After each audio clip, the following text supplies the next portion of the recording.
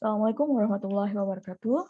Oke, kita akan masuk ke materi selanjutnya, yaitu tentang ikatan kimia. Nah, minggu lalu kan kita sudah belajar tentang atom, tentang teori atom, kemudian bagaimana kita bisa mengetahui letak atom atau suatu unsur pada tabel periodik ya, melalui perhitungan tertentu. Nah, kita juga udah menentukan elektron valensi ya kemarin. Selain untuk menentukan posisi dia pada tabel periodik, elektron valensi juga berperan dalam ikatan kimia ini nanti. Oke, bagaimana? Kita akan lihat setelah ini. Mungkin untuk sedikit mengulang ya dari pengertian atom itu sendiri, saya akan tayangkan video. Ini video saya ambil dari Mata Amrita. Take a closer look at the grain of sand under a scanning tunneling microscope. You can see that even the small grain of sand. Jadi kalau kalian lihat kan semut nih membawa membawa si green sand ya. Kemudian kalau kita look closer, jadi kita coba lihat dengan dalam itu ternyata terdiri dari beberapa partikel penyusun yang disebut dengan atom. Of millions of particles which are minuscule in nature. These particles are called atoms. Are made up of three types of particles. Oke, jadi kita harus ingat di atom itu ada 3 partikel utama ya. Yang pertama ada proton, kemudian ada neutron dan ada elektron. Proton dan neutron itu letaknya di inti ya atau di tengah ya, di posisi tengah ini disebut dengan inti atom atau nukleus, di mana di pada bagian inti itu ada proton dan neutron. Sedangkan elektron itu berada di kulit atau di orbital di luar dari inti atom itu sendiri. Protons, neutrons, and electrons. An atom has a central nucleus with protons and neutrons in it. Protons are positively charged and neutrons have no charge, so the nucleus is positively charged.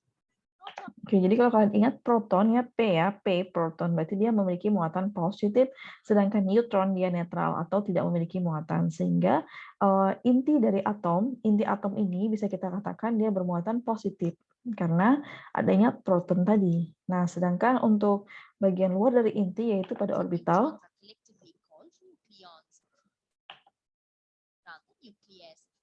An atom has the same number of negatively charged protons in the nucleus. Oke, sedangkan di bagian orbital tadi ada elektron ya, saya ulang, ada elektron yang bermuatan negatif ya.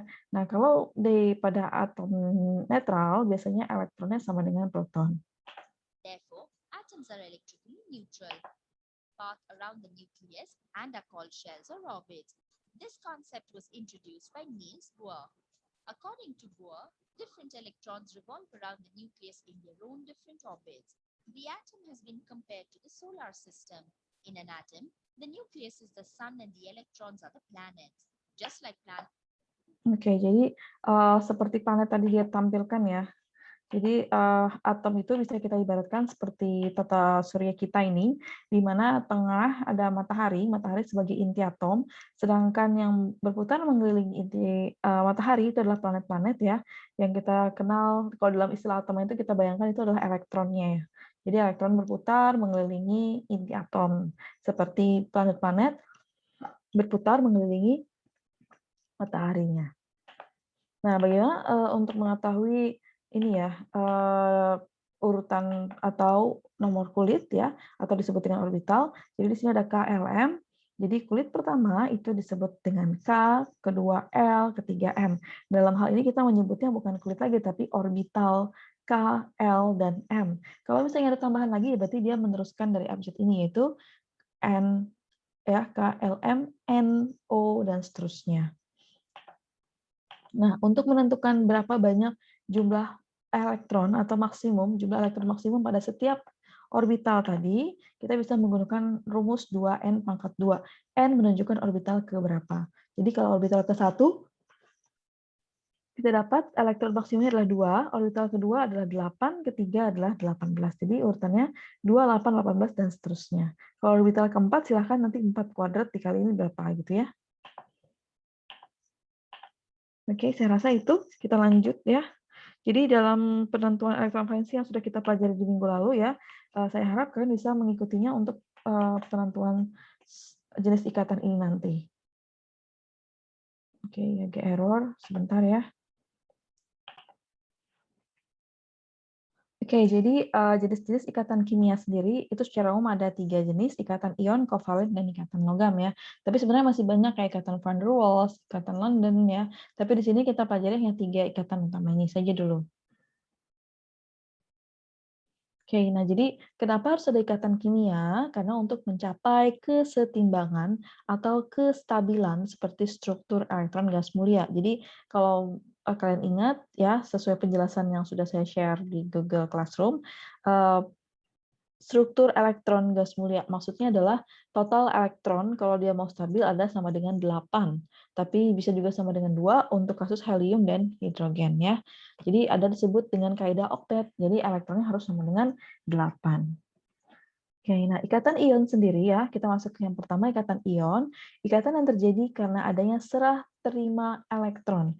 Ada yang menyerahkan, ada yang menerima. Jadi semacam transfer elektron ya. Jadi kalau ibaratnya donor darah itu ada yang mendonorkan, ada yang menerima darah gitu. Jadi kayak ada timbal balik, ada yang menerima, ada yang menyerahkan. Nah, ikatan ini terjadi biasanya karena gaya tarik-menarik elektrostatik. Makanya disebut dengan ikatan ion. Karena gaya tarik-menarik elektrostatik artinya ada gaya tarik-menarik antara ion positif dan ion negatif.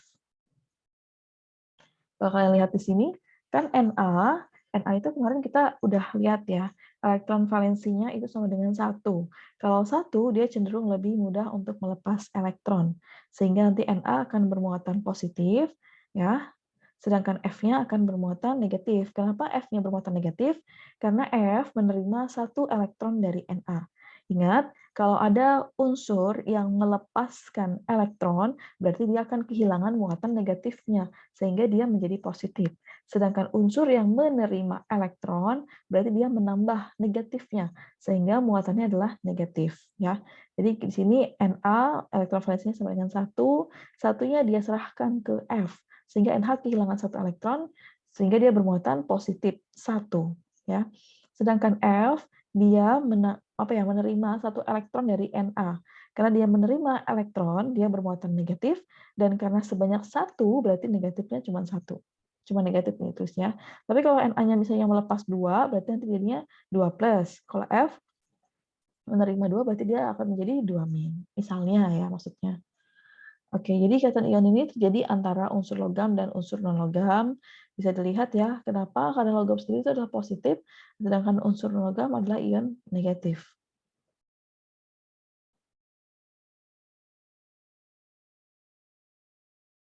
Kemudian pembentukan ikatan ion sendiri, ini banyak caranya ya. Jadi cara paling simpel ada 3, di sini sudah saya rangkum.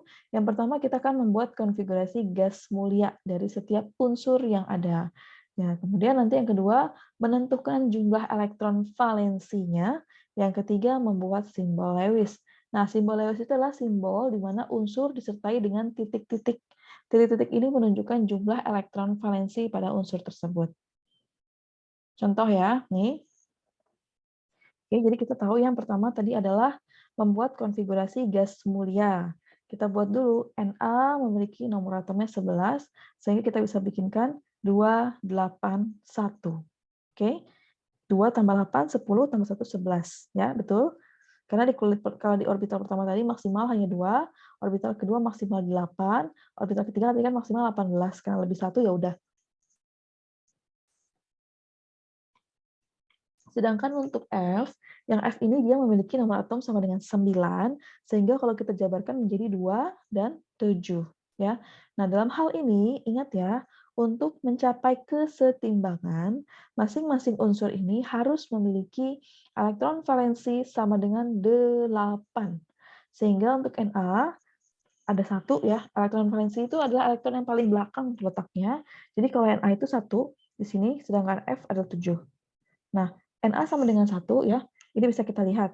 Apakah 1 ini lebih mudah untuk dilepaskan atau dia cenderung atau lebih mudah untuk menangkap 7 elektron supaya menjadi 8? Pastinya untuk melepaskan 1 ya, karena kalau kita bayangkan kita nih mau nggak sih merelakan 1 ekor ayam atau kita harus menangkap 7 ekor ayam supaya kita hitungannya genap gitu. Pasti kita lebih memilih untuk melepaskan 1 ekor ayam. Jadi Na ini nanti akan melepaskan 1 elektronnya seperti di gambar atas ini ya, di animasi atas.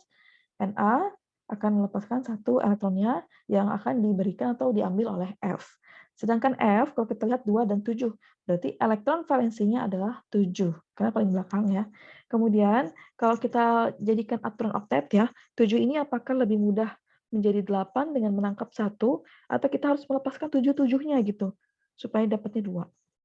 Ya, kita harus menangkap 1 ya, untuk menggenapkan dia menjadi 8. Sehingga kita bisa tulis keterangannya, Na melepas 1 elektron, si F menangkap 1 elektron. Karena keterangannya melepas dan menangkap, ada serah terima, ada yang menyerahkan atau melepaskan, ada juga yang menangkap atau menerima elektron tadi, ya.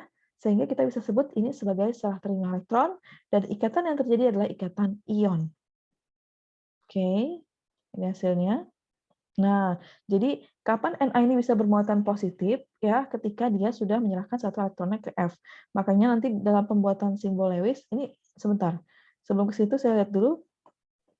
Jadi yang pertama kita sudah membuat konfigurasi gas mulia, kita sudah menentukan jumlah elektron valensinya. Yang ketiga kita akan membuat simbol Lewis. Oke. Nah, untuk simbol Lewis kalau diperhatikan, jadi Na ini punya satu elektron valensi. Jadi kita cukup menggambar Na dengan spotnya 1. F karena memiliki 7 elektron valensi, berarti spotnya ini ada 7.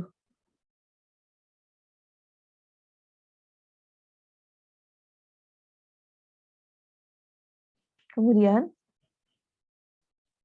nah ketika Na sudah memberikan satu elektronnya ke F, artinya Na kehilangan satu buah elektron atau satu buah yang bermuatan negatif, sehingga dia menjadi lebih positif. Karena satu ya berarti Na plus aja. Tapi kalau misalnya 2 berarti Na 2 plus, kalau 3 berarti Na 3 plus gitu ya. Nah, sedangkan si F, dia menerima satu elektron dari Na. Dia menangkap atau menerima. Kita tahu elektron nilainya negatif ya, karena dia menerima satu elektron berarti dia menjadi bermuatan negatif sebanyak 1. Ya, berarti F min. Nah, karena ini sudah sama jumlah muatan ionnya, yang satunya positif 1, yang satunya negatif 1, berarti kita tinggal gabungkan. Jadi, ikatan kimia antara Na dan F adalah ikatan ion yang akan membentuk senyawa NaF. Nah, ini silahkan dibaca saja ya. Jadi, kalau apa sih kemarin kita belajar tentang periode dan golongan. Jadi, kalau golongan, terutama golongan A, itu bisa secara langsung kita menentukan elektron valensinya. Contoh misalnya unsur apa ya? Unsur O terletak di golongan 6A. Berarti elektron valensinya sekitar 2 min. Dah. Oh, sorry, bukan elektron valensi, tapi ion atau muatannya adalah 2 min. Elektron valensinya sama dengan 6, karena dia tetap di golongan 6. Ya. Jadi saya ulang. Oke, saya ulang ya, maaf. Jadi kalau dia terletak di golongan 1A, elektron valensinya sama dengan 1, 2A sama dengan 2, 3A sama dengan 3, dan seterusnya. Nah, artinya kalau elektron valensi sekian, bagaimana caranya dia agar dia mudah mencapai kestabilan? Artinya golongan 1A dia akan cenderung melepaskan satu elektronnya, sehingga bermuatan positif 1. Kemudian golongan 2A cenderung melepaskan 2 elektronnya, sehingga dia cenderung bermuatan 2 plus ya. Ingat kalau melepaskan plus, dan seterusnya hingga golongan 7A dia memiliki elektron valensi sama dengan 7. Untuk mencapai 8 kan dia lebih mudah untuk menangkap 1 elektron. Karena menangkap 1 elektron, jadi dia muatannya min 1. Nah, coba kita tentukan ya, ikatan yang terjadi antara unsur berikut. Nah, ini saya kasih 2 angka. Kalau kalian masih ingat minggu lalu, ada yang namanya nomor atom dan nomor massa. Nomor atom adalah nomor atau jumlah proton atau elektron pada suatu unsur yang digunakan untuk menentukan ikatan kimia. Jadi kalau kalian sudah tahu ini ada Na2311, kalian harus tahu mana yang akan kalian pilih untuk menentukan ikatan kimia. Coba kita lihat dulu, ada catatannya tidak? Oke. Kita coba nomor 1 dulu ya. Nomor 1 ini ada Na11. Berarti kalau kita bikin Na11 aja kita ambil. Kenapa 23-nya tidak? Karena hanya nomor atom yang dipakai dalam penentuan elektron valensi. Di sini kita bilang 2, 8, dan 1. Silakan CL.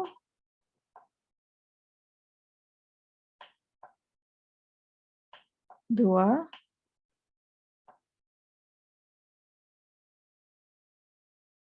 8, kemudian berapa? 7 ya. Oke, 287 totalnya adalah 17. Jadi, elektron yang kita jabarkan ini ya, saya ulang, yang pertama terletak di orbital 1, yang kedua terletak di orbital 2, yang ketiga terletak di orbital 3, ya, atau kulit ke-1, kedua, dan ketiga.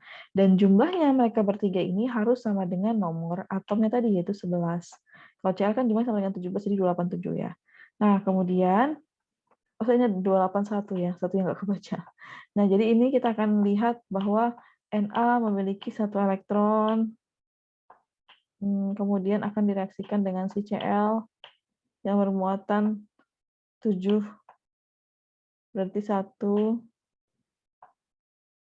2, 3, 4, 5, 7 ya. Nah, karena kita sudah tahu Na ini nanti keterangannya akan melepaskan satu elektronnya, diserahkan ke Cl, dan Cl dia yang akan menerima elektronnya, berarti nanti akan membentuk Na plus plus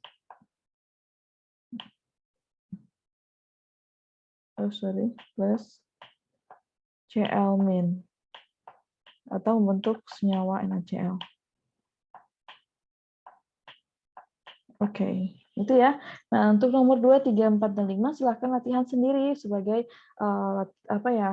bentuk latihan mandiri kalian ya. Tapi caranya juga sama. Nah, ini berbeda dengan ikatan kovalen. Kalau ikatan ion tadi kan ada yang serah, ada terima. Jadi ada yang menyerahkan, ada yang menerima elektron. Kalau ikatan kovalen itu dia penggunaan bersama elektron. Jadi contoh misalnya di kelas kalian mau pinjam penggaris dari si A. Kalian akan dipinjamin si A ini penggaris, tapi si A tidak akan memberikan. Kenapa? Karena si A juga butuh untuk menggunakan penggaris tersebut. Jadi ini kayak penggunaan bersama penggaris ya. Nah, itu disebut dengan istilah ikatan kovalen. Nah, contohnya bisa dilihat di sini ada karbon dan hidrogen ya, di mana hidrogen memiliki satu elektron valensi. Satu elektron valensi yang tidak mungkin dia lepaskan ya, karena untuk mencapai oktet dia harus sama dengan 2. Sedangkan C itu sama dengan 8. Jadi sama-sama membutuhkan elektron gitu untuk mencapai elektron oktet. Sehingga mereka akan melakukan yang namanya ikatan kovalen atau ikatan yang penggunaan bersama elektron. Nanti kalau ditanya, yang mana ikatan kovalennya? Berarti yang bergabung ini. Nih. Gitu ya. Untuk pembentukan ikatan kovalenti sama aja caranya. Kita buat konfigurasi elektronnya dulu. Coba nanti kata-katanya akan sama ya. Nih, coba. Misalkan 1, oke, 1. Karena dia merupakan atau dia memiliki elektron valensi 1, sehingga keterangannya adalah H yang merah itu akan menangkap 1 elektron. Atau dia membutuhkan 1 elektron. Sedangkan H yang hitam juga sama. Dia akan membutuhkan menangkap 1 elektron. Ya. Sehingga kita kata-katanya kan sama-sama menangkap, sama-sama membutuhkan. Sehingga ini disebut dengan penggunaan bersama elektron. Nih, gini ya. Oke.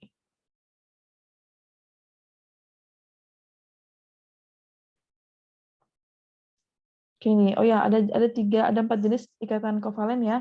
Yang pertama ikatan kovalen tunggal. Kalau tunggal itu berarti dia ikatan kovalennya menggunakan satu pasang elektron saja, satu dari A, satu dari B.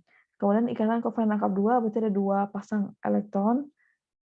Kemudian kalau kovalen rangkap 3 ada 3 pasang elektron. Dan terakhir adalah kovalen koordinasi. Nah kalau kovalen koordinasi ini agak sedikit berbeda. Iya tadi ya, ini tunggal karena cuma satu pasang. Kemudian ini kovalen rangkap 3 karena ada 3 pasang. Ini dipakai bersama.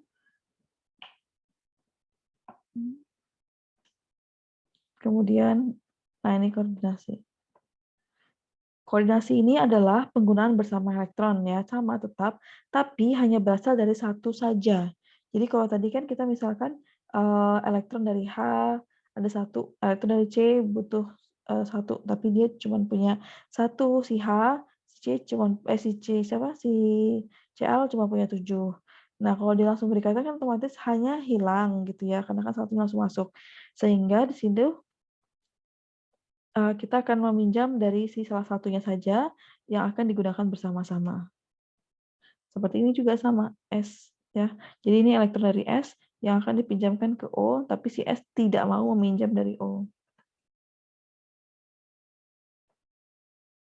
Oke, lanjut. Nah, oke. Sekarang perhatikan sehingga berikut bagaimana cara menentukan jenis ikatan kimianya. Oke ya, saya rasa itu dulu untuk materi kita pada hari ini ya. Kurang lebih saya mohon maaf. Saya akhiri. Assalamualaikum warahmatullahi wabarakatuh.